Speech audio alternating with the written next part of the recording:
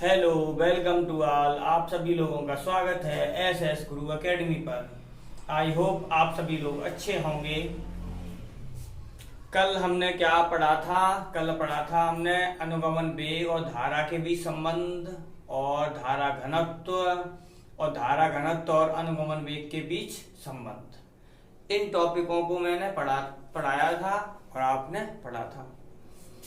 आज एक नया टॉपिक चालू करते हैं जिसका नाम है हमारा क्या? वैद्युत प्रतिरोध।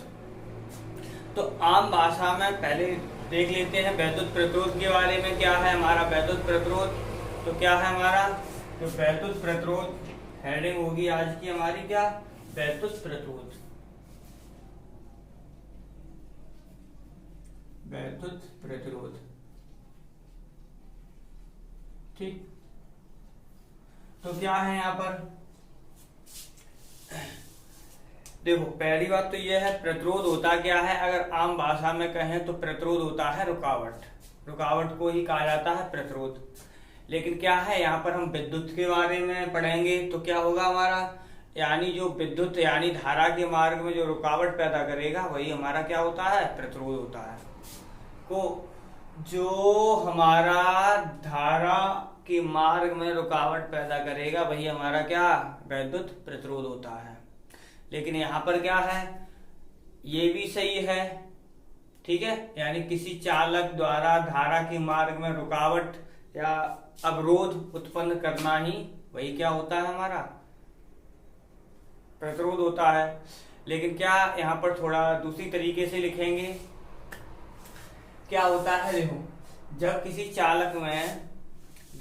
चालक चालक का मतलब उसमें धारा का प्रवाह आराम से हो जाए, वो चालक, ठीक है। जब किसी चालक के सिरों पर क्या करते हैं, हम विभवांतर लगाते हैं। कहने का मतलब क्या है, उसे हम किसी सेल से जोड़ देते हैं, बैटरी से जोड़ देते हैं।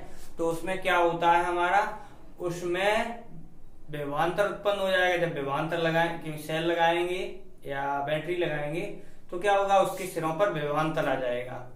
विभवांतर उत्पन्न हो जाता है तो उसके कारण क्या होती है, उस चालक में धारा प्रवाहित होने लगती है। उस चालक में धारा प्रवाहित होने लगती है। तो जो हमने विभवांतर लगाया था और जो धारा उत्पन्न हुई थी, इनका अगर हम अनुपात निकाल दें तो क्या होता है, वही अनुपात होता है क्या हमारा, उस चालक का वैद्युत प्रतिरोध कहलाता है।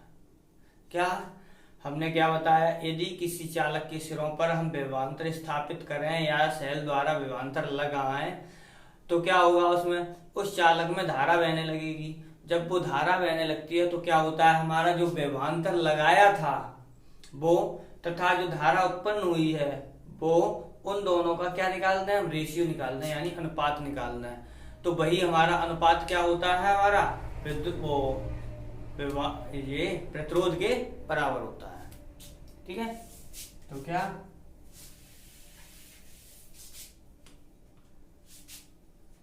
वैद्युत प्रतिरोध क्या है, किसी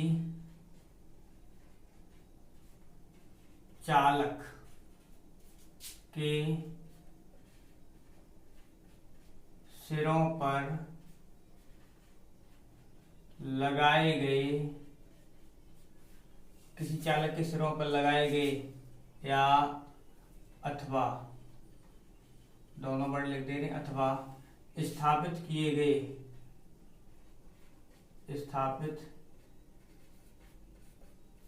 गए विभवांतर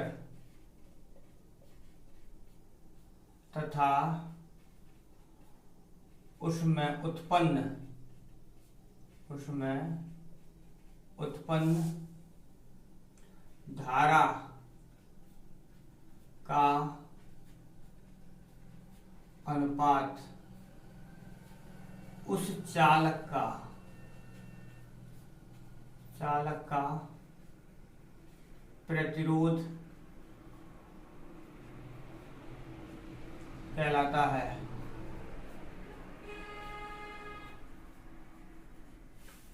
क्या है हमारा, किसी चालक के सिरों पर क्या लगाया, हम विभवांतर लगा दें और उसमें धारा प्रवाहित होने लगे तो क्या है, इसका अनुपात होता है, वही हमारा क्या कहलाता है, प्रतिरोध कहलाता है, ठीक है। तो ये हो गया। अब क्या है, प्रतिरोध, पहले लिख लो, माना किसी चालक के सिरों पर विभवांतर V तथा उत्पन्न धारा I हो तो चालक का प्रतिरोध क्या होगा हमारा, R बराबर V/I। ठीक है, तो क्या होगा हमारा चालक का प्रतिरोध, R बराबर V/I। ये हो गया। अब क्या है यहाँ पर, तो देखो ये तो हो गया। इसे हम दूसरी तरीके से और लिख सकते हैं, देखा जाए तो ओम के नियम, वो सॉरी, ये वैद्युत प्रतिरोध, ये हो गया हमारा। अब क्या है यहां से, तो देखो वैद्युत प्रतिरोध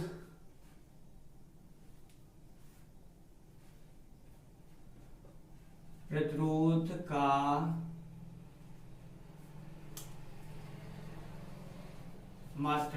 मात्रक क्या होगा, वोल्ट प्रति एम्पियर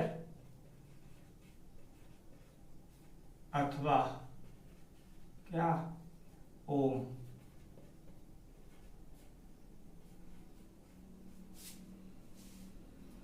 ठीक है, इसका मात्रक क्या होता है हमारा, यानी प्रतिरोध का मात्रक वोल्ट प्रति एम्पियर होगा, या तो हमारा लिखा होगा ओम लिखा होगा। ठीक है, ये होगा। और अब देखो ओम आया है, तो अगर हम ओम की भी डेफिनेशन लिखना चाहें तो हम देखो बोल दे रहे हैं, सिर्फ लिखेंगे नहीं। ठीक है, तो अगर हम एक ओम की डेफिनेशन लिखना चाहें या सिर्फ ओम की डेफिनेशन लिखना चाहें, यानी जो मात्रक है उसे कैसे लिखेंगे, तो उसे भी देख लेते हैं। तो कैसे लिखेंगे, देखो यदि किसी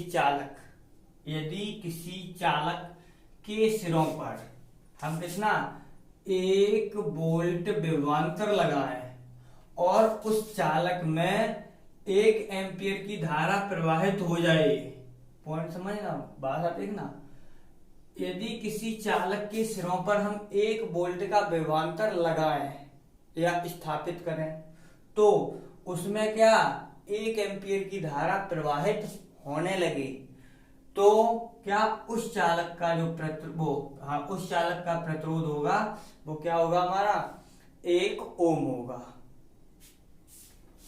1 ओम होगा, बिल्कुल वही।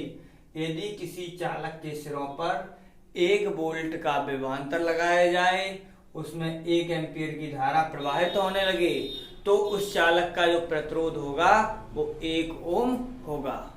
ठीक है, ये हो गया, ये ओम की डेफिनेशन हो जाती है।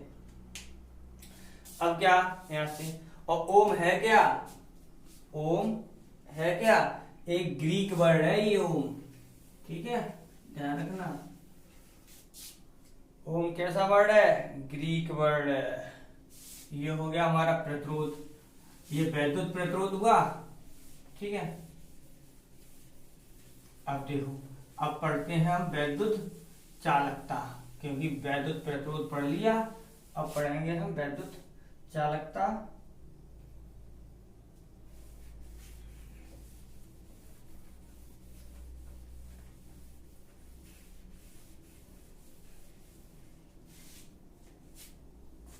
तो वैद्युत प्रतिरोध हो गया हमारा, अब पढ़ेंगे क्या, वैद्युत चालकता। तो क्या है हमारी वैद्युत चालकता के बारे में जान लेते हैं।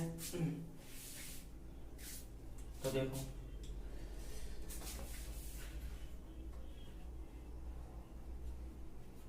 वैद्युत चालकता, तो वैद्युत चालकता क्या होती है, तो देखो अभी हमने क्या पढ़ा था, वैद्युत प्रतिरोध पढ़ा था। ठीक है, अब क्या है यहां से, अब यहां पर पढ़ेंगे क्या, वैद्युत चालकता। तो क्या होती है, वैद्युत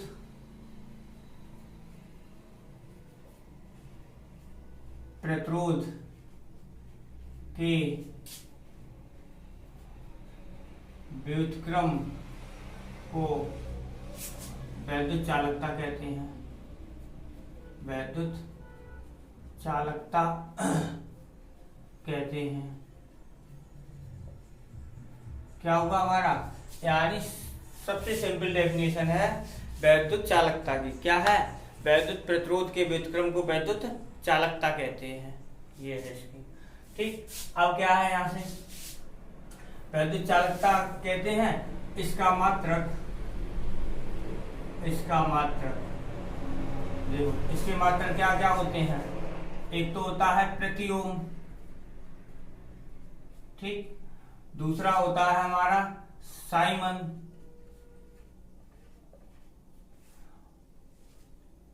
तीसरा होता है हमारा क्या, मोह, कभी कभी इसे मोह ऐसे भी लिखते हैं, ठीक है। क्या है हमारे साइमन, इसके मात्रक क्या होते हैं, ओम होता है, साइमन होता है और मोह होता है, ठीक। और क्या हमारा ये हो गया। अगर सपोज करो इसकी तुमसे विमा पूछी जाए, इसकी आप प्रतिरोध की विमा निकालते हैं, जैसे प्रतिरोध की विमा क्या, V/I, ठीक है।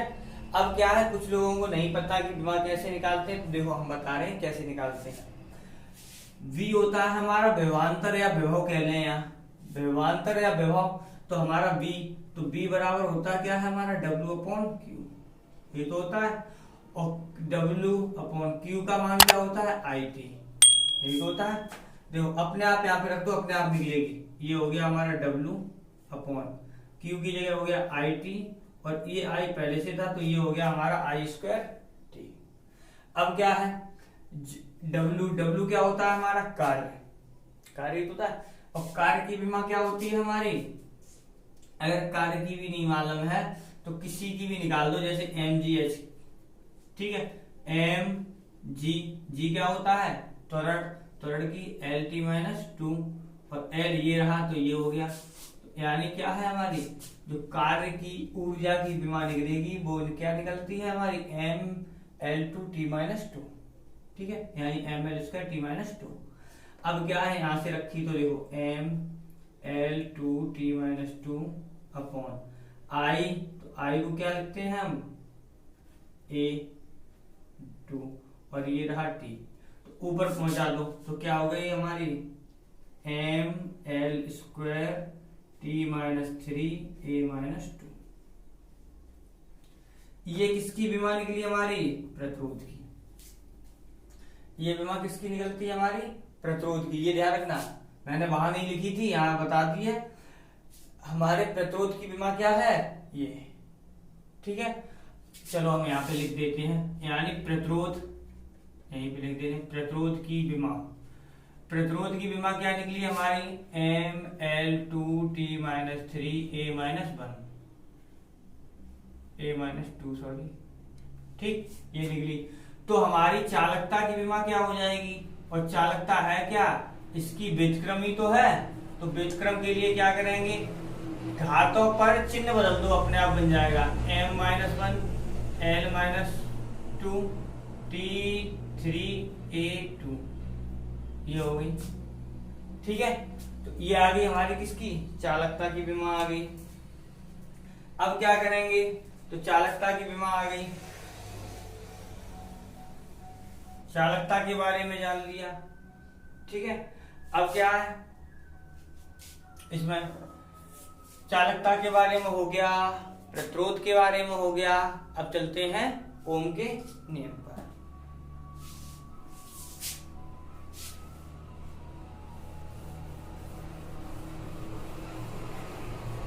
अब चलते हैं ओम के नियम पर, ठीक है। ओम ने क्या, जो हमने चालक के सिरों पर अभी जो प्रतिरोध की डेफिनेशन लिखाई है, तो इन्होंने क्या था, किसी चालक के सिरों पर जो विभवांतर लगाया जा रहा है वो, और उसमें जो धारा उत्पन्न हो रही है, तो इसमें एक संबंध निकाला था, इसमें एक संबंध निकाला था जिसे क्या हम ओम का नियम कहते हैं। इन्होंने संबंध निकाला, उसकी यानी उसी के आधार पर इन्होंने क्या एक नियम की स्थापना कर दी और इस नियम को ही क्या क्या कहा जाने लगा, हमारा ओम का नियम कहा जाने लगा। ठीक है, और ये कहाँ के निवासी थे? ये हमारे निवासी थे कहाँ के? जर्मनी के। ओम कहाँ के निवासी हैं? जर्मनी के। तो क्या हुआ, हमारे जर्मनी के वैज्ञानिक किसने, इनका पूरा नाम क्या था? डॉक्टर क्या था? जॉर्ज साइमन ओम। इनका पूरा नाम क्या था? साइमन कहते हैं, इनका पूरा नाम था डॉक्टर साइमन, जॉर्ज साइमन ओम। ठीक है, तो क्या हमारा क्या बताया था इन्होंने ये कहा था किसी चालक के सिरों पर लगाए गए विभवांतर और धारा में एक संबंध स्थापित किया। इसी संबंध में इन्होंने अपना नियम दिया जिसे ओम का नियम कहते हैं। तो हम लिखेंगे सीधा नियम, लेकिन क्या है हमारा, लेकिन क्या है बता, हमने ऐसे दिया। ये कहाँ के निवासी थे? जर्मनी के निवासी थे। और इन्होंने क्या मतलब ये नियम आया कैसे था? तो इन्होंने क्या है किसी चालक पर क्या किया था, इन्होंने इसकी भौतिक अवस्थाएं अपरिवर्तित रहें, वो नहीं बदले, और इन्होंने क्या विभवांतर लगाया, धारा उत्पन्न हुई। तो इसके संबंध में एक नियम दे दिया कि हाँ इसका जो विभवांतर को लगाते हैं तो धारा पर क्या प्रभाव पड़ता है, कम होती है, ज्यादा होती है, क्या प्रभाव पड़ता है। तो इसके संबंध में इन्होंने अपना नियम दे दिया। तो उसी नियम को कहा जाता है हमारा ओम का नियम। अब लिखते हैं नियम सिर्फ।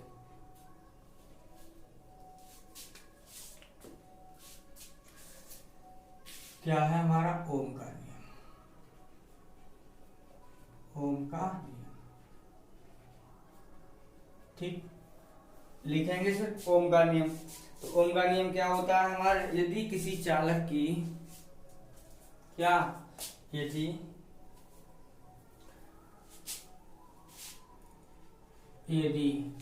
किसी चालक, यदि किसी चालक की भौतिक अवस्थाएं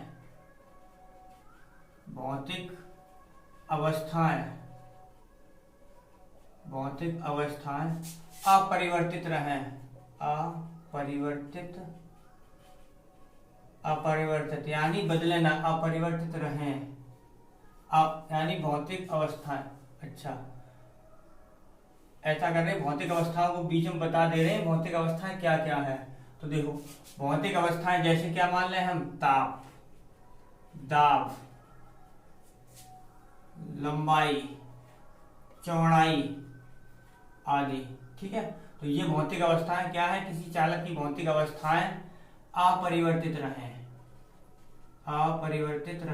अब तुम सोचो, हमने सिर्फ लिख दिया था भौतिक अवस्थाएं, तो तुम सोचो भौतिक अवस्थाएं कौन सी, तो चाहे ताप मान लें, दाब मान लें, लंबाई मान लें, चौड़ाई मान लें, ऊंचाई मान लें। ठीक है, तो क्या है, भौतिक अवस्थाएं अपरिवर्तित रहें तो चालक के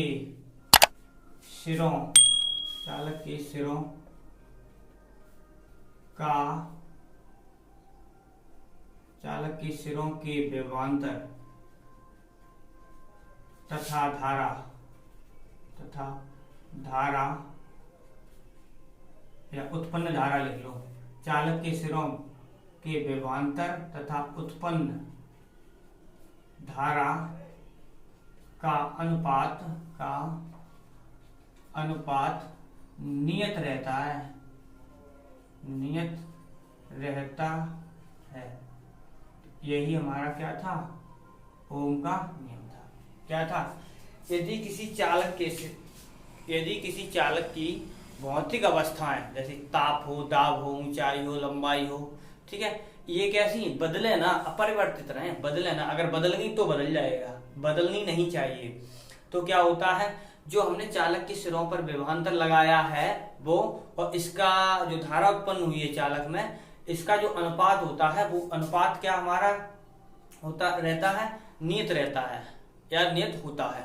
तो क्या है, और इसी नियम को कैसे और कह सकते हैं, इसी नियम को ऐसे भी लिखते हैं, यानी क्या है, किसी चालक की भौतिक अवस्था अपरिवर्तित रहे तो चालक के सिरों पर जो हम विभवांतर लगाते हैं वो और उत्पन्न हुई धारा वो एक दूसरे के अनुक्रमानुपाती होती है, प्रपोर्शनल होती हैं।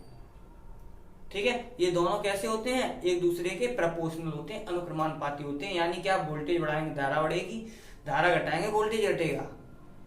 ठीक है, ये एक चाहे कैसे भी कह लें। और क्या है तुम्हारा दूसरा तरीका ये है, यानी चालक के सिरों पर लगाया गया विभवांतर तथा धारा का जो अनुपात आता है वो कैसा आता है, नियत आता है। बात वही आ जाती है, बात वही आ जाती है। तो ये हो गया हमारा अनुपात, नियत रहता है। अब क्या मान लें, ये माना किसी चालक के सिरों का विभवांतर V तथा प्रवाहित धारा या उत्पन्न धारा, देखो प्रवाहित होगी धारा, उत्पन्न हो जाएगी तभी तो होगी हमारी प्रवाहित, चाहे प्रवाहित कहते हैं या उत्पन्न धारा या प्रवाहित धारा, बात वही है। नहीं तुम सोचो वहां क्या लिख दिया, यहाँ क्या लिख दिया। प्रवाहित धारा I हो तो क्या है, ओम के नियम से क्या हो जाएगा हमारा, V/I बराबर क्या हो जाएगा हमारा, नियत या नियतांक। ठीक है, चाहे नियत लिख लो, बात वही है। ठीक है, ये नियत रहेंगे। अब क्या होगा हमारा जो V/I था, इन्होंने जो नियतांक माना था वो क्या होता है हमारा, कैपिटल R माना जाता है, कैपिटल R माना जाता है। ये R ही हमारा क्या है, चालक का, अभी पढ़ा है, चालक का प्रतिरोध है। जहां R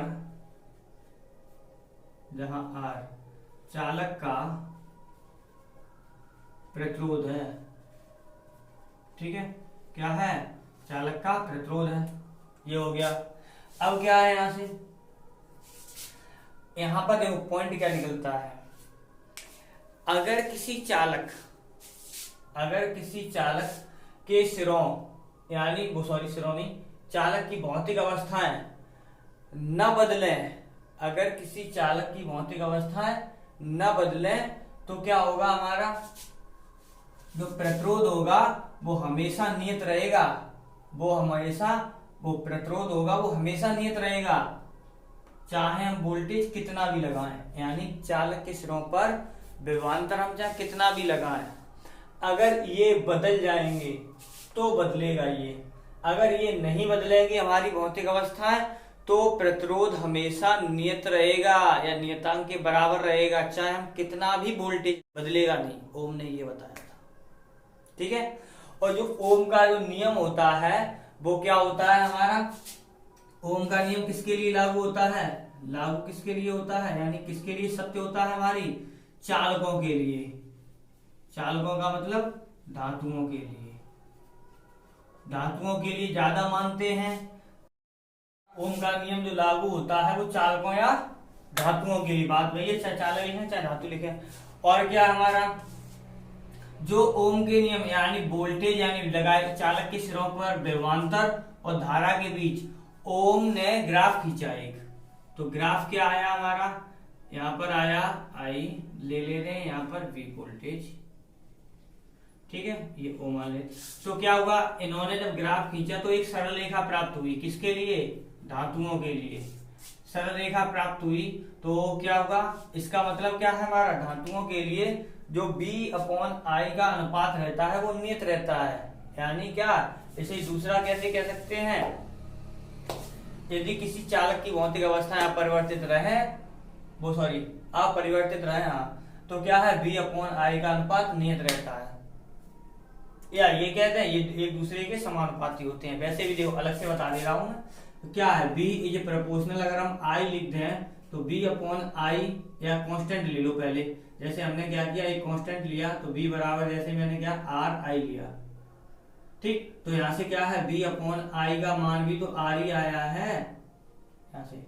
ठीक है, बात वही होती है, चाहे कैसे भी कह लो। तो क्या हमारा आज हमने क्या क्या, वैद्युत प्रतिरोध पढ़ा, वैद्युत चालकता पढ़ी और हमने ओम का नियम पढ़ा। अगर आपको वीडियो पसंद आ रही हो तो वीडियो को लाइक करें, चैनल पर नए आए हो तो चैनल को सब्सक्राइब करें और अपने दोस्तों के साथ शेयर करें। बाय।